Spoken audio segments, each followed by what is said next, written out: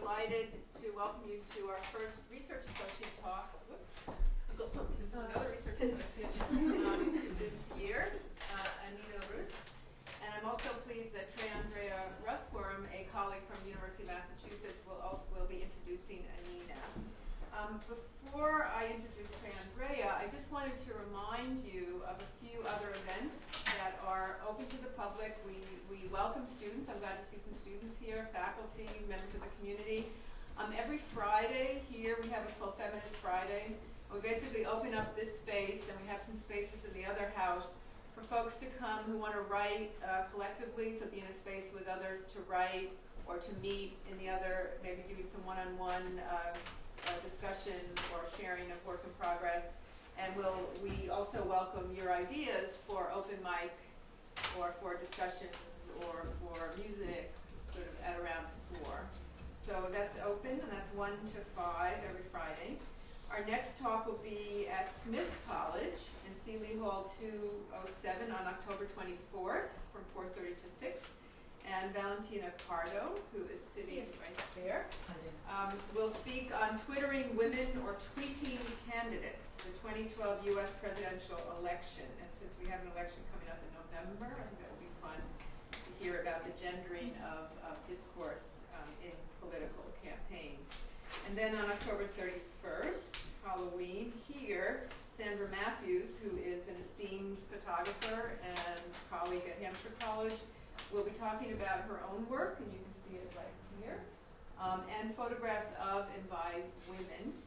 And I want to draw your attention to the Odyssey Bookshop, which is just down the road. We co-sponsor many events with them, and this coming week, October 15th, Sarah Acker will be talking on her book, Unclenching Our Fists, Abusive Men on the Journey to Nonviolence. And on October 16th, Carla Kaplan will be talking about Miss Anne in Harlem, the white women of the Black Renaissance.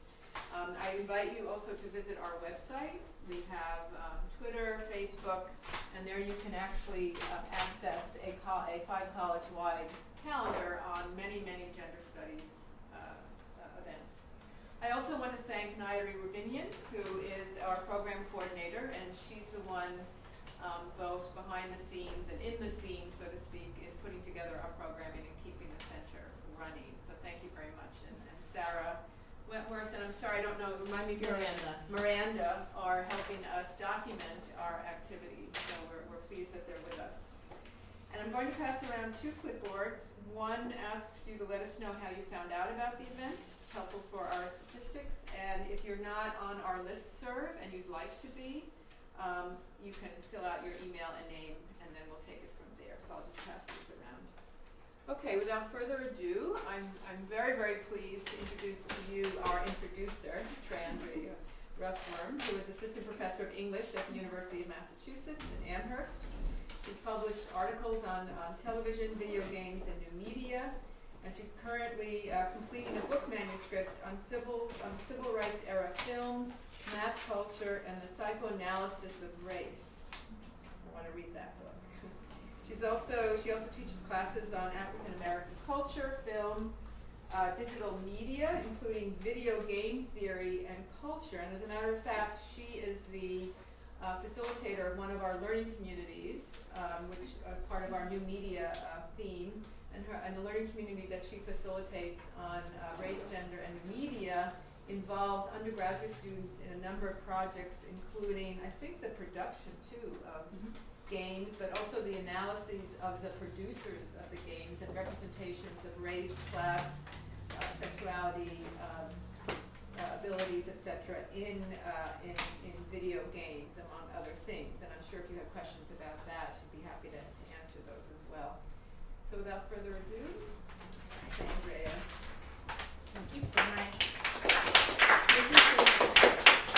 Thank you for my introduction as I introduce our speaker today. Annina Rüst is an artist-technologist who produces electronic objects and software art. She earned an MFA in visual art from the University of California, San Diego, my hometown, and an MS from the MIT Media Lab. Even before she started self-identifying as a woman in technology, Annina wondered why men greatly outnumber women in tech-related fields. This curiosity led her to create projects and technologies that are artistically and socially motivated and also intersect and connect activism, algorithm, data, electricity, politics, and popular culture. I might add, and also food, as we'll see with pie. Currently employed as an assistant professor at Syracuse University's Department of Transmedia, a very cool sounding department, Annina has acclimated well to the Valley and has been very busy working on a project that she will exhibit shortly, maybe next week or very shortly in Switzerland? 2 weeks. 2 weeks, so very shortly in 2 weeks. An avid swimmer and runner, she does not recommend the breaststroke as the default mode of exercise. Please join me in welcoming her today.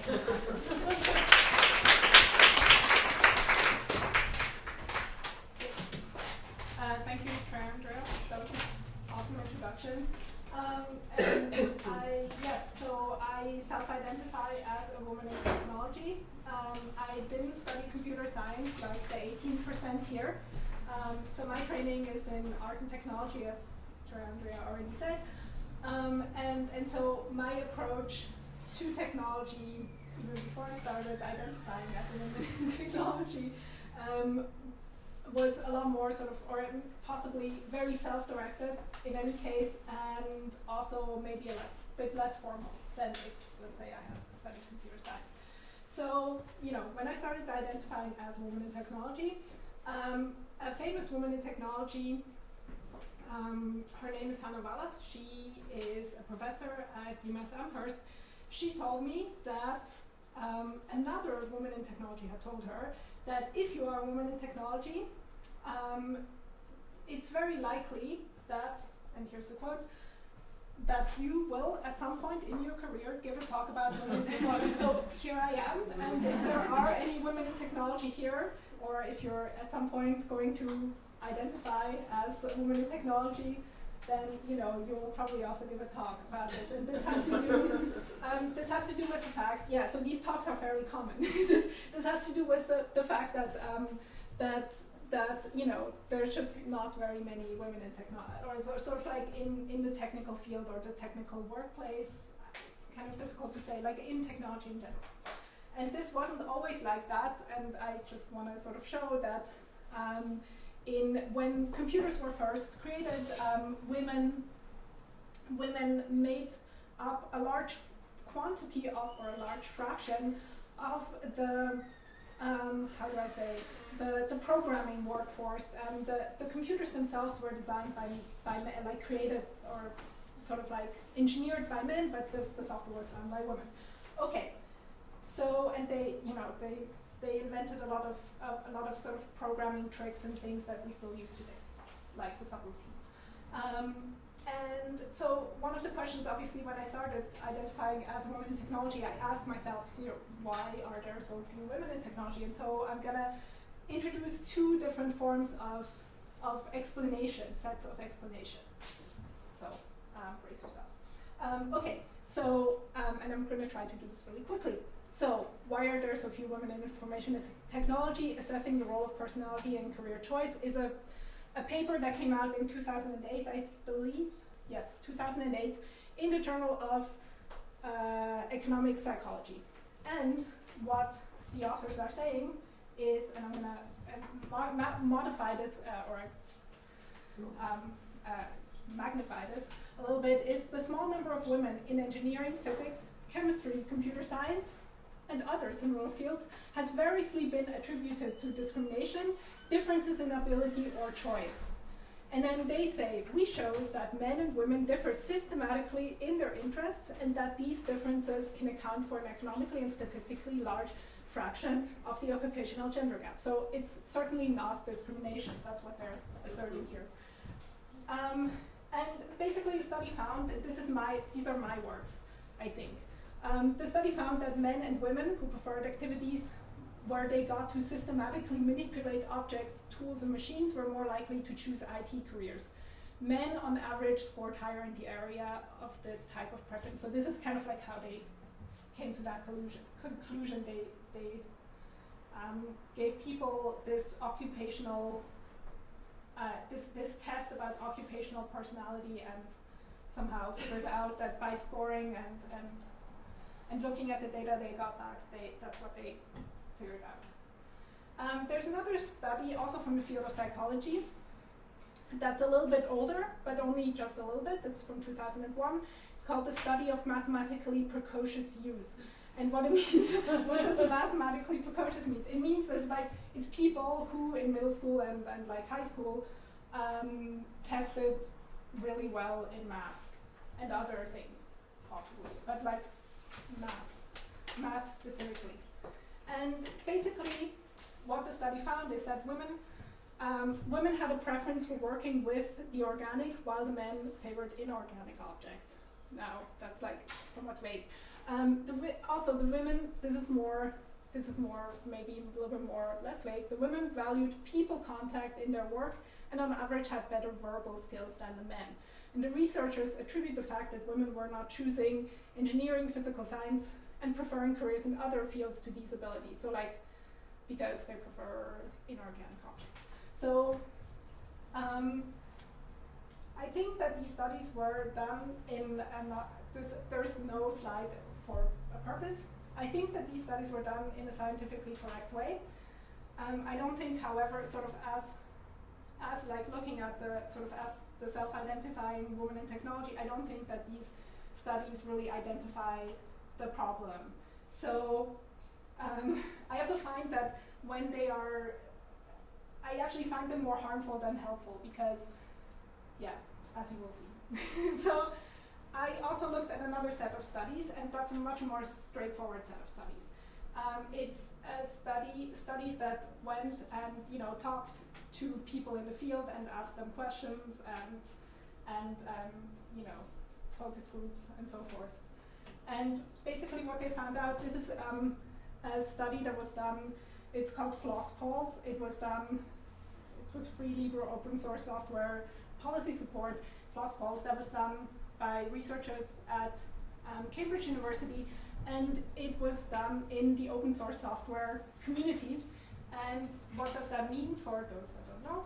It means open source software is essentially software where the source code for the software, before it's compiled or before it becomes the executable, is available for, to A, look at, and B, modify, so that you can see basically, it's sort of like organic food or ingredients. It's like the nutritional information. It's like what goes in your software.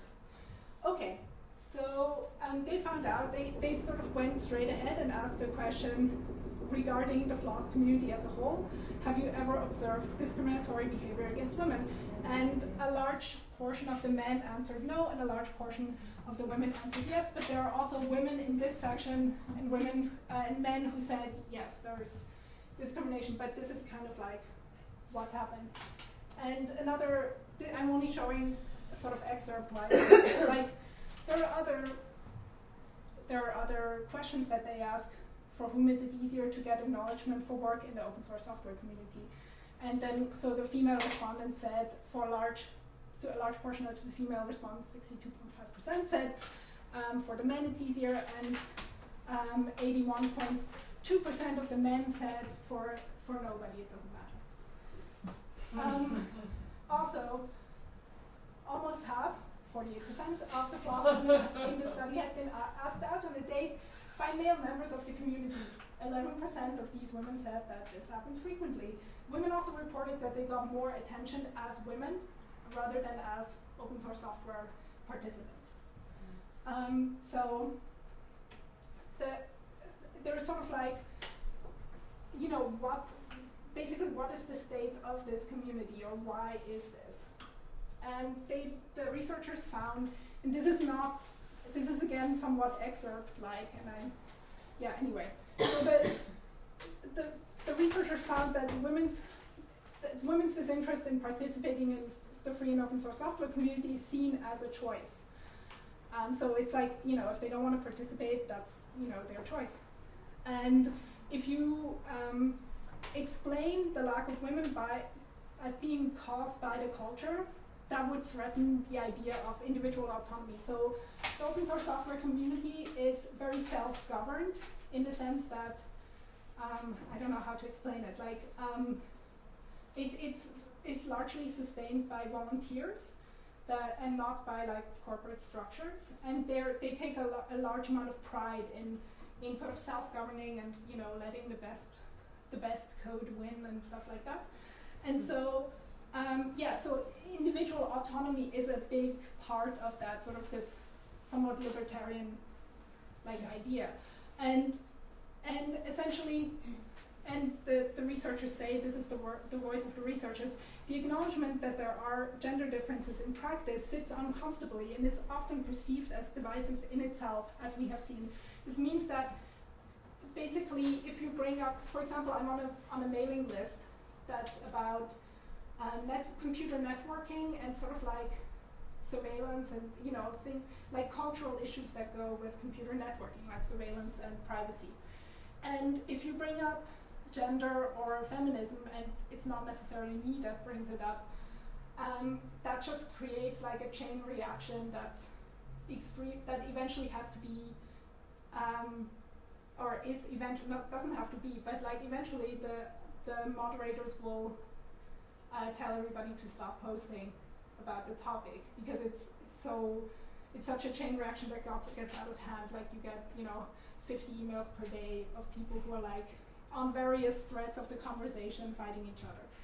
And so, and this happens also outside of, outside in the tech world, outside of sort of the privacy of mailing lists. And I'm not going to get into it, but it does happen on Twitter, and there's not that kind of contained situation. Okay, so it's seen as an extremely divisive, bringing up, you know, feminism or gender or things like that is like seen as extremely divisive, and I gave an example of why that is, or like my experience of it. And so it's somewhat unwelcome to talk about this topic. That's just what I want to sort of, so this is the last study. There's another study called the Athena Factor.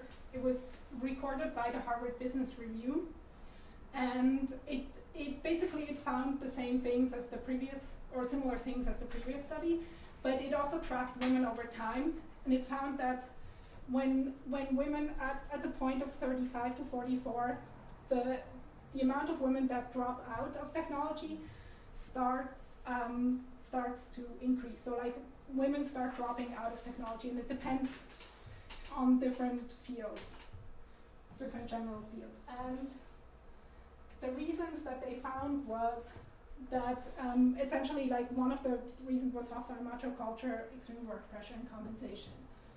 So, and also, like, this is more shocking, 63, like according to the study, 63% of the female study participants had been or have been sexually harassed at some point. Is this in the workplace, Annina? Yes, this is in the workplace. Sexually harassed? Okay. Yes. So the Athena Factor, yes, that's actually the question.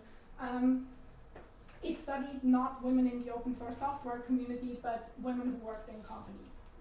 And that's like, it's a very broad set of companies. So, and they also differentiate between different, this is a somewhat undifferentiated, I'm just sort of like presenting the most shocking things, but there are more subtle things that they found out. So, which I don't have time to present, but I'm sort of like just trying to shock you here. Yeah. Okay, yes, I don't have any new notes, but does that make sense? Okay, so I'm trying to shock you. Okay, because I do find it shocking. And so, yeah, if you then look back to, you know, the first study where it says that it's been attributed, maybe it's been attributed, you know, that like it can't be obviously, like, from these studies you obviously find out that it's the culture is the problem and not necessarily the fact that women differ statistically a little bit or whatever. Like the culture really seems to be the problem, and the fact the fact that like these studies do not acknowledge the culture, it's sort of like a bigger kind of problem possibly that's also been dealt with in feminist theory. So like, for example, in Donna Haraway's Women, Cyborgs and Women, the reinvention of nature, there's a quote that sort of resonates that taking into account culture. And she says, a constant dimension of primate studies, that's what she's writing about, primate studies, has been the naturalization of human history. That is, making human nature the raw material rather than the product of history. So I think that the history and the culture of a place really does make up how people will respond, to questions asked by psychologists, for example, or like an economist or economic psychologist. So, but the good news, so I've been like shocking you nonstop, but the good news is that teams comprising of men and women actually can make really great products or really great inventions. So the most frequently cited patents with citation rates that were 26 to 42% higher than the norm for similar patents, men and women, teams comprising of men and women produce these kinds of patents, so they have higher citation rates. And that's, to a certain extent, something to, that certainly speaks for diversity and like somehow creating diversity in tech spaces. So even though, to me it's obvious that diversity should happen and that it really is the culture that is the problem and the culture needs to be changed. Okay, so we're now at the second part of the talk and I've used 14 minutes. Oh, wow, that's good. Okay, because yeah, I actually don't have that much more to say. So this was kind of the introduction, and so I'm going to introduce feminist technologies. Essentially, they're technologies that in some way advance gender equality, at least to me. And there are books that document feminist technologies. There's the book Feminist Technology, and it looks at a broad range of applications that push for gender equality in different areas of society. There's also a debate about what technology can be seen as feminist and which one is not feminist and whatever. And there's another book that's also that's really interesting. It's called Artificial Knowing, and it deals with artificial intelligence and feminism and feminist applications.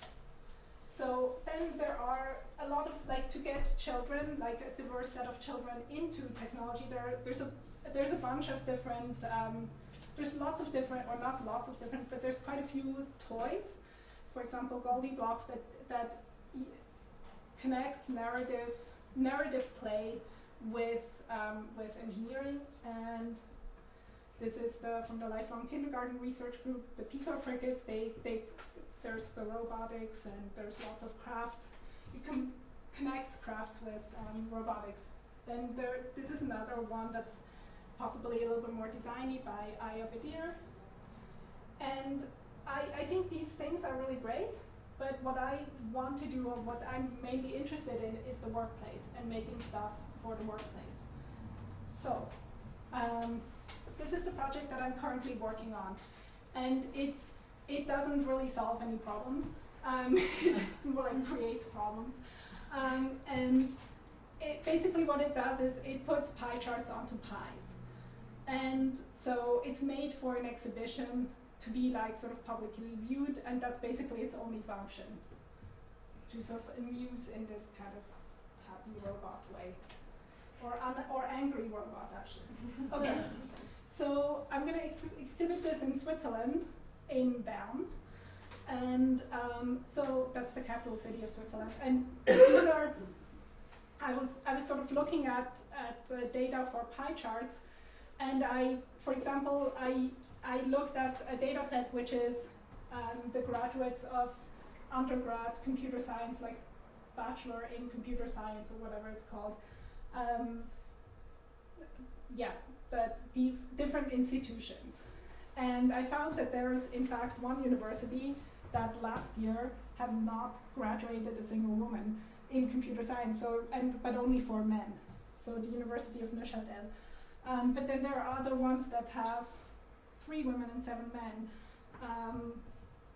Yeah. So then I also looked at companies and at specifically at company management, and a lot of company managements actually have like at least 1, 2 of the I looked at the largest companies in Switzerland, sort of the largest one, and most of the or a lot of them have very few women in their management. Like for example, Google Switzerland has 0 women. And then here's some data from public administration. I also looked at this is kind of hard to this I have in German because I didn't want to translate it. It was too difficult to translate. And actually, this is in French and this is in Italian because you will see why. And so these are more sort of like in the different, so Switzerland has like states, and in these different states, these are the IT sort of task forces, or however you want to call it. It differs very much depending on what I could find. Okay, and so I built this machine, and basically what you select your pie chart, you put the pie in this area here, and then it gets pushed into the machine, and then the chocolate gets heated, and the robot arm applies the pie chart, and then the chocolate dries. The camera takes a picture for Twitter, and then it comes out. And basically, what people can do is they can retweet the picture of the pie, or package the pie and send it to like the place where it originates from. So, to like Google or the University of Neuchâtel, congratulating them that they have not graduated a single woman. Okay. Or don't have a single woman on their board. Like for example, like this might be kind of far away, but like for example, Twitter. Right. Yeah, exactly. So Twitter was recently Twitter is going to probably have a big IPO soon, and they were how do you say attacked, or I don't know, criticized. Yeah. Yes, that they don't have a single woman on their board. So yeah, so if I were doing this in the US, like Twitter would get a lot of paths. Okay, so now comes the video. Okay, so we're gonna like watch the video that I made in my office with my cell phone. So I made that yesterday. So this is the interface that they're going to use. Oh no, there's no sound. Need sound. Oh, it's weird. Okay. It's okay. It's just I want you to hear the vacuum cleaner.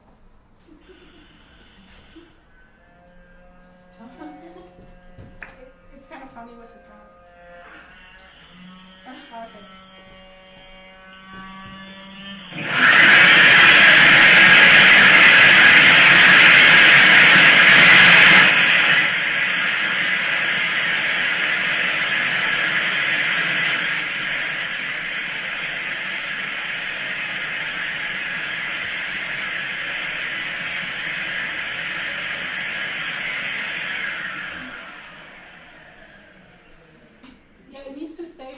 To like press it onto the pie. So when the chocolate is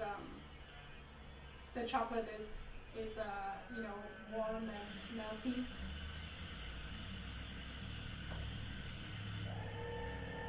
Okay, this basically is it.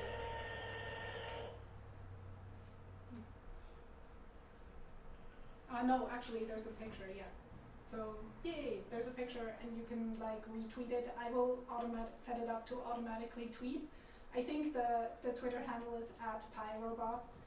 So yeah, so they can retweet it, send the actual pie by mail, and yeah.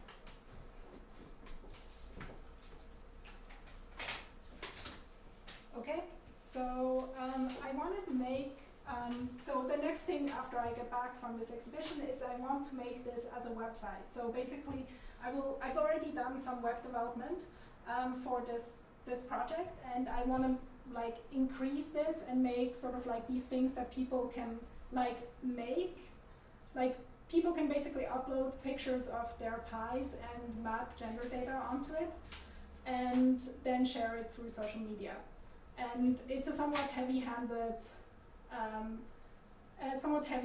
sort of like metaphor, but I actually like it because it's simple and hopefully, because complicated stuff doesn't really process well in social media, I find. So yeah, so this is what I will do when I come back in about 3 weeks from now. I will start working on this. Another project that I'm working on is called the Detect Awk, and that's something basically I will go to a tech conference and talk about feminism and stuff, but I will not advertise my talk as such. And the reason for that, I will explain why. So I have this other project called BeCounted, a survey of the gender distribution at tech events. Oh yeah, I forgot to count you. I have to count all of you. So whenever I go to a tech event, I have this database, basically. It's on the web also. I will count the women, the men, and typically there's also a section for other, which can be used if you typically it's used if people identify as other. And so you can give the event name, the event URL, and whether it's a multi-session event like a large conference or then you can give the Twitter hashtag and the date when it happened. And you have to also say who you are, like whether you are a woman, man, or other. And then it records that, and so this is like the contributor stats. This is a very small project, only 16 contributor, 12 female contributors, 3 male contributors, and 1 other contributor. I know one of the, I know like some of them. And I mean, I'm a large percentage of this as well. So what I've noticed when I've gone to tech events is that, for example, if you look, this is like for a specific event, for the PyGotham conference, is that, for example, Intro to Data Visualization will have 5 women and 30 men. But like, as an event like Boosting the Numbers Python for Women and doing distributed organizing of workshops has 4 women and 3 men. So like, it's really great, it has a lot of women, but it's a really small event, whereas like the Intro to Data Visualization is a really large event. So I've noticed as I was collecting this data, and Python is a, for those that don't know, it's a programming language. So I did a talk or sort of like a session at another conference, at the next conference, the next PyGotham, to talk about feminism and feminist technology, especially for male geeks. As the majority within the technical workforce, men can make a huge difference. Statistics have shown that diversity drives technical innovation. However, the onus is often on women to make diversity happen. This does not have to be. So that was like sort of the persuasive, please come to my session, abstract with lots of exclamation marks. And basically what happened is 2 women showed up and 4 men showed up. And it was really great, but it was really small. So I want a bigger crowd, and that's why I will do the Subverted Tech Talk.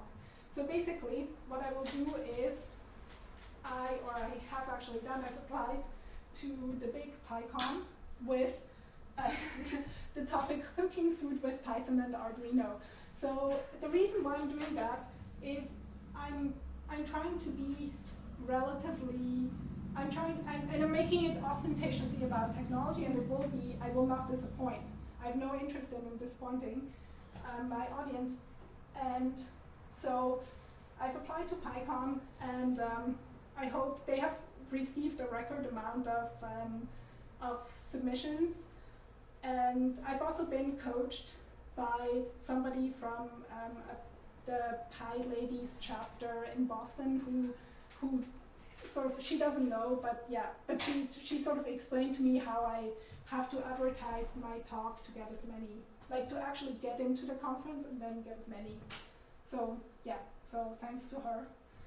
And so that's something I've recently started. I have some other ideas and things I want to do, but that's about all I'm currently working on. So yes, well, I've only used 28 minutes.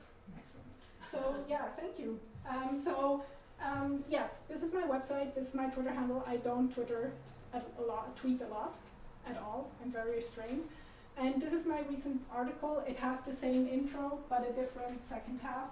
So if you're interested in feminist internet software, you can read it in the media in the Journal of Media Caucus. It's like, you can just access it over the web. So yes, thank you very much.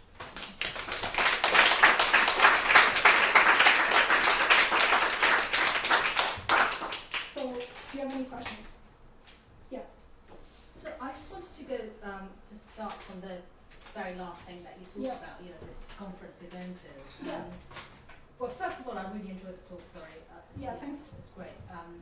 But so you advertise a talk as something about cooking, and cooking itself is gendered. Yes, I agree. But I think actually in geek culture, there's possible, I realize that in sort of normal culture it's gendered, but I think in geek culture there's sort of an interest in bringing, how do I say, bringing sort of real life into your technology lifestyle, and like making your whole life about technology, the other way around, not bringing the technology to every aspect of life. So I think that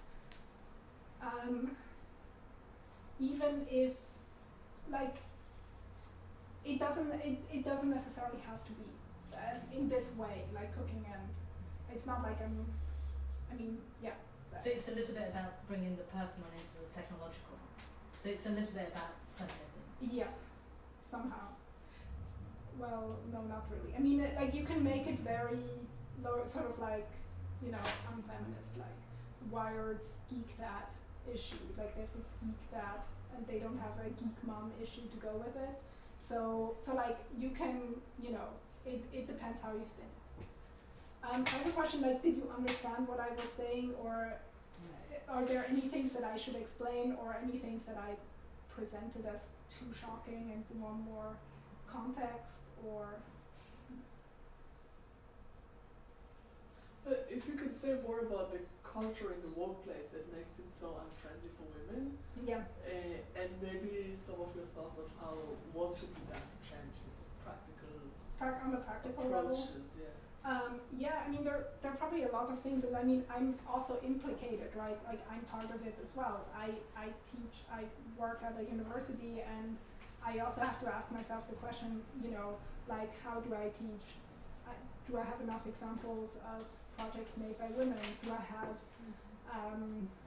how do I advertise my gaming class so that not like, I don't know, it's not all men suddenly. Like I've had gaming classes where just only men showed up, and like computer gaming classes. So yeah, those things I obviously have to think about, or how do I, intercept? How do I stand up against sexism if like somebody says that in a classroom, and things like that. So I think that one thing is really that. I think that that in the tech workplace, I think people have to stand up against sexism, possibly against other behaviors like racism and so forth. That people have to somehow be more, I would say, politicized. I'm not sure exactly how to describe this. It feels like it's there's sort of like, because of this autonomy thinking, like it's sort of like everybody for themselves, and everybody, if you don't like it, you can leave it. You'll easily find a job elsewhere, and that's true. But that's not really that great. So I think that it really is about sort of, and this is to a certain extent what I've realized, is it's about like somehow politicizing essentially the people in the workplace, or I'm not sure how you, maybe somebody has a better idea how it is, what that's, how you could describe that to somebody else. Because like, for example, if let's say you work at the Center for Women's Studies Research, you're like hypersensitive to things. Or if you study in Mount Holyoke, you're hypersensitive to certain things. Or if you, I don't know, like work, like certain workplaces are just more likely to have this political sensitivity. I don't always have it either. It's important to like not just let it run, but sort of have a discussion, I think, in these workplaces. So yeah, and that it's not often, as I was saying in this, when I showed the advertisement for my talk at this conference, it's like it's oftentimes the onus is on women to like make diversity happen. It's like, so why are you not, why are you not doing this? So for example, there was an article in Wired recently describing the amazing achievements of a technical woman who was, one of the, I don't know, head developers at Google and stuff like that. And then in the end it says, the article said, and a friend says, something like a quote, and a friend says about her that she's just happy to be there. She's not on a crusade to prove that women deserve to be there, blah, blah, blah. So you're even if you bring it up, you're like seen as being on a crusade, which is like, like people are probably on a crusade about things every day, like to prove that, Python is the greatest programming language ever, or like that, but that difference isn't seen. And so it's somehow a strange kind of not realizing that, everything is political. So, and so do you have any questions about my project? Oh, yes, hi. Hi, I was wondering if you would say that your project engages, maybe not critically, but that it ironizes statistics itself as a discipline, and whether you would say that there's a critical, sort of a feminist critical element of objectivity. It seems like statistics is sort of the epitome of that uncritical masculinist notion of objectivity, and yet it's so. At some point earlier in your talk, you were talking about, you didn't really elaborate, but I'd like to hear a little bit more about that. That you don't find these kinds of studies helpful, but rather harmful. Yeah. These statistical studies that show that so and so many % of women are in these kinds of jobs, right? And so basically I'm just asking you to talk a little bit more about that, what I read as an irony in your project, pressing these pie charts back onto, the term itself, pie chart, right back onto a literal pie. Mm-hmm. Whether it's heavy-handed. Whether there's not in that irony a critical engagement with statistics as a discipline, and just elaborate that a little bit. Okay. Should I turn the light off? It's not in your eyes. No, you can turn it on. Thank you for your question. So I think this is a many-part question, right? So I'll try to give a many-part answer, or not, I don't know. Certain things I don't have answers to. And so when I originally started doing this, actually somebody, I think it was my advisor, told me that engineers really love statistics. You have to present them with statistics. It's super important. And so that they will believe numbers, but they will not believe the more subtle qualitative, qualitative kind of analysis. I think that's a very, the second part, about the observation about the making statistics kind of absurd, or that's how I understood it, is an interesting observation. I lack training or an interest in a way in statistics as a discipline, or have until now lacked an interest in statistics as a discipline, I have to look at it.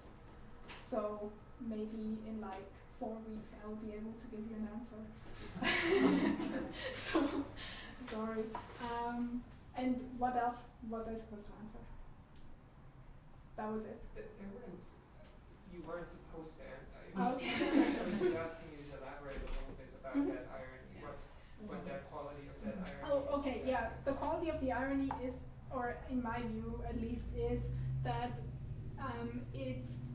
I find, as I previously said, it's sort of like it's extremely heavy-handed, but I find that is in a way sort of like sharing, ironic things. Is kind of like how social media works. It's not really for subtlety. So, and that's sort of my to a certain extent my goal to have these pies, like later on with the web project, to like share pies essentially, because pie is seen like as in the food, not the number, is seen as kind of something that's, I don't know, like a kitten, or it's like evokes like nice feelings, and I don't know how to explain it, but yeah, the heavy-handed. I'm trying to on purpose imitate the heavy-handedness of social media. Yeah. Any other? So it isn't really a frivolous thing you're doing, it's a social action that you're doing. Yes. I mean, it's frivolous, yes. I mean, all art is frivolous. Like, No, I mean, I think you're really doing a very political thing. If you're encouraging people to send the pie chart about Google to Google, or if there was a pie chart about Twitter, just send it to Twitter, and you're trying to utilize social media to do that, so it's a very clever social action. Yeah, okay, yeah, but I find that art is, I mean, I don't think you're giving yourself enough credit. like, yeah, It's dangerous to give yourself credit. I don't know. So like, I have to avoid being associated with this project. Yeah, who knows? I mean, actually the pies are pretty hard. Like, you have to have really strong teeth because they have to live. No, the exhibition will last for like 4 weeks, and so it's like you have to really like make pies that will last that long. It's like it's a recipe that is made for longevity. It's this kind of like it's I can show you the normal application of this recipe, or maybe not, but anyway. Actually it's not turned on. Okay, so sorry, I can't show you. We can turn it back on. It's well, actually if two you- other screens can see. Like, it's actually it's an Oktoberfest recipe, in fact, for those who like what? How timely. How timely, yes. I can show this.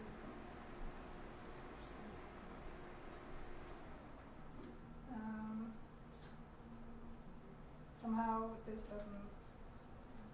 Oh, I know why. So, because it's here, and this is so. Okay, I'm sorry. I'm like kind of challenged by this technology because somehow I can't find. Okay, now. All right.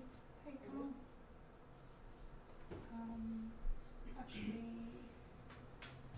I should. Okay, this is going to be somewhat tedious because. Sorry about that.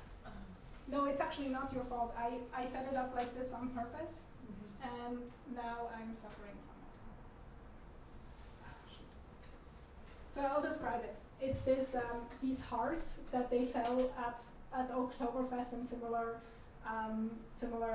places. They have this like writing on them, and they're really these hearts they're called Lebkuchen, and yes, and they're very hard. So yeah. Yes.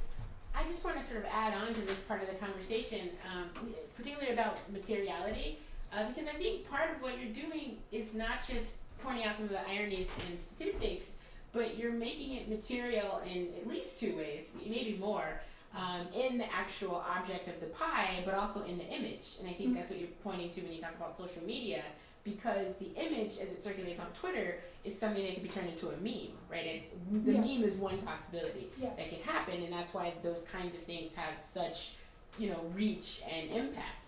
So I think that's seems to me a really important part of what you're doing. The physical pie is an option, as well as the sort of digital visual representation of that material, right, becomes its own thing. So I think that synergy between those two is a pretty kind of interesting intersection that you provide with your work. I've, So that's just a thought, you don't have. I've actually, I've been really interested in like political memes. Like, are there, are political memes actually political, or in what way are seemingly apolitical memes political, or whatever? That's something, or also to a certain extent, like a lot of the stuff. Yeah. Anyway, so that's Well, I interesting. think it would be fun for you to consider yourself as a part of that conversation or that Okay. device or process.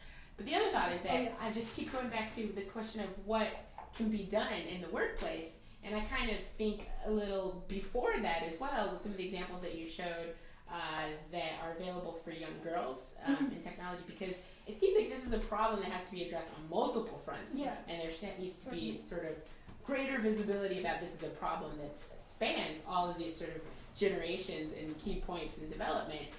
Because I also teach, game studies, and it's true. I mean, the gender imbalance is significant. So it's at every interval, and not just in games, but in new media classes and in computer science classes, across the board.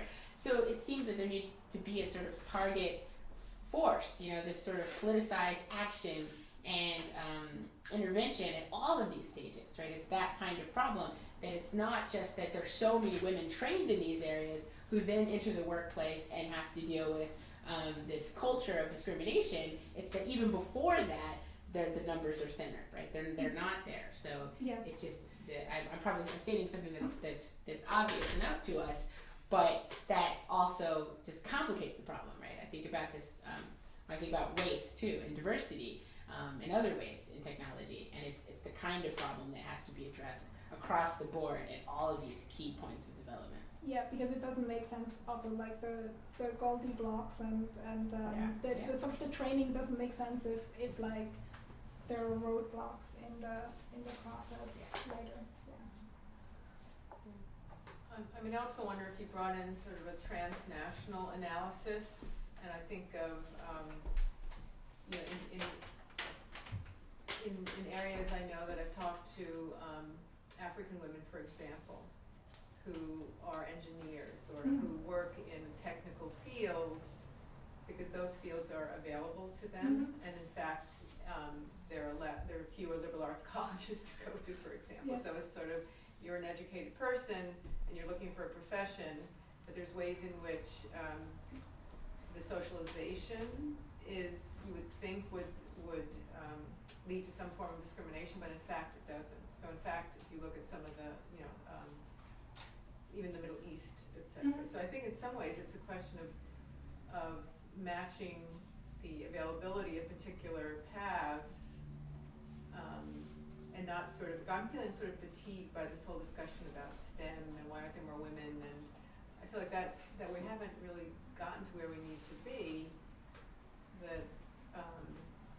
that maybe that could be an answer.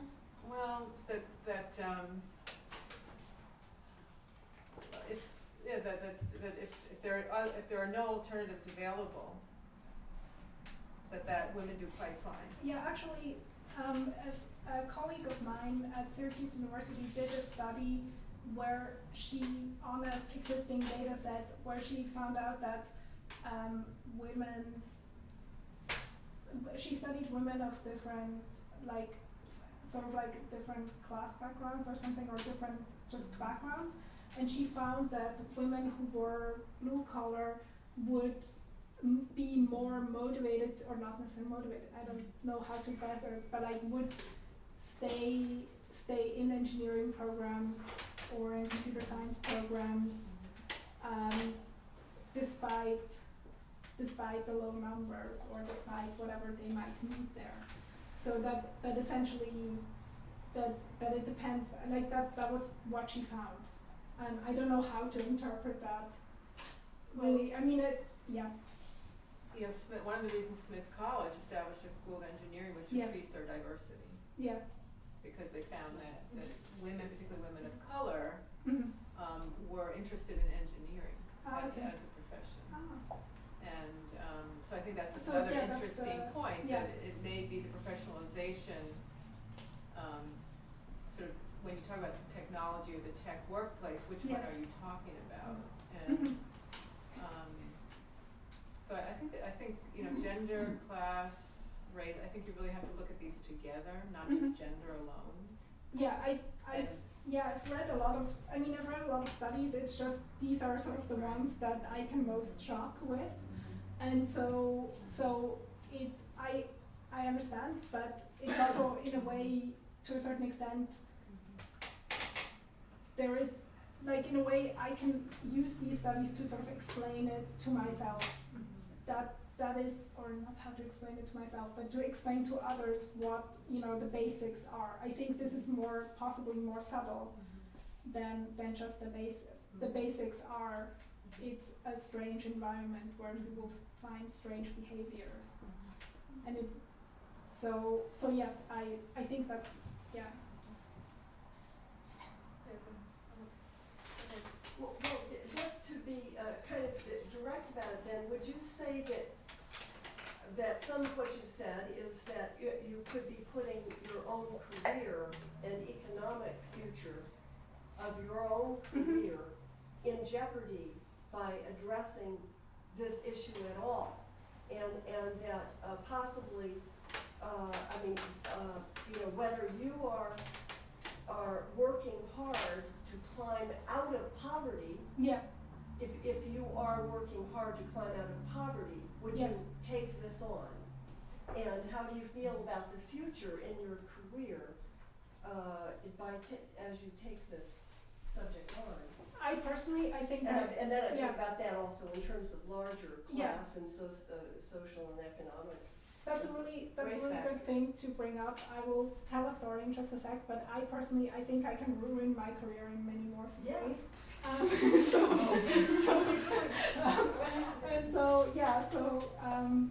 So I can totally, yeah, but yes, it's true that, for example, in this article I talk about a person,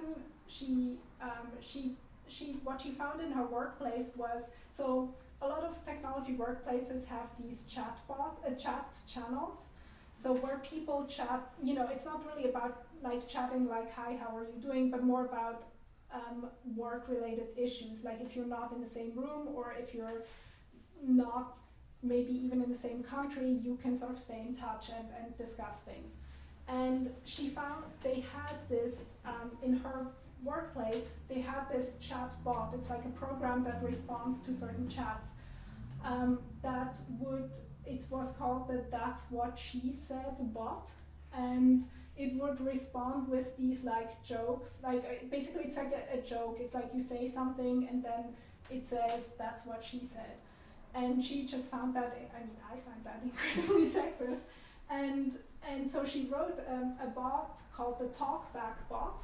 It's an automated program that responds to these, that's what she says, with a quote by a notable woman. And as a result, like there were a lot of tensions in her workplace. Like she describes them much better in